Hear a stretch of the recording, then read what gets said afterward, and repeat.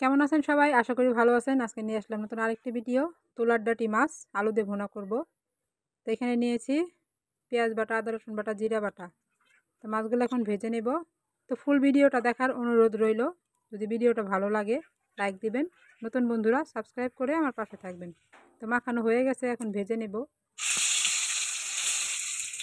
সামুদ্রিক মাছ একটু নরম হয়, তার জন্য ভেজে নিতেছি। তো একটু ভাজা হয়ে গেছে, এখন উল্টিয়ে দেব।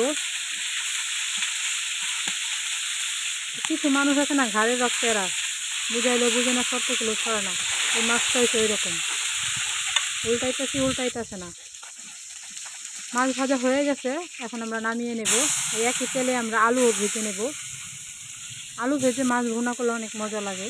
গোস্তের মধ্যে এরকম আলু ভেজে দিলে ভালো লাগে ওই রকম।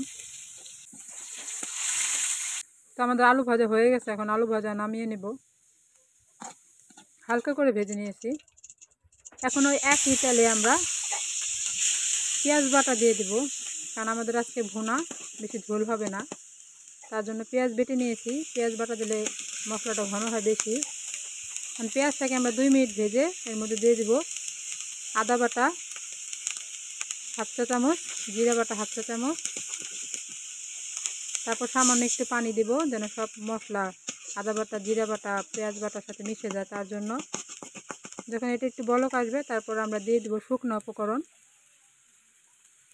একদিন বাসায় বানায় রান্না করে খাবেন, দেখবেন অনেক মজা।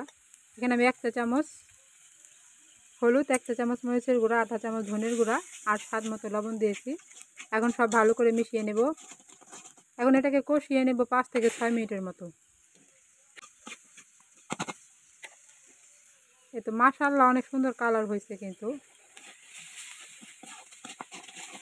আমাদের কষানো হয়ে গেছে, দেখেন কোনো পানি নাই, তেল ছেড়ে দিয়েছে, একদম কড়ার সাথে লাগতেছে না। এখন আমরা দিয়ে দেবো পরিমাণ মতো পানি, মানে ঝোল। তো আমাদের এই ঝোলটা যখন বলক আসবে, তখন আমরা দিয়ে দিব মাছ আর আলু। ঠান্ডা অবস্থায় দিব না, এখন বলক অবস্থায় দিব, তাহলে ভালো হয়। তো দিয়ে দিয়েছি মাছ আর আলু, বলক চলে এসেছে। দেখেন কি সুন্দর কালার হয়েছে, মাশাআল্লাহ। বাসায় রান্না করে খাবেন, তারপর কমেন্টে জানিবেন কেমন হয়েছে।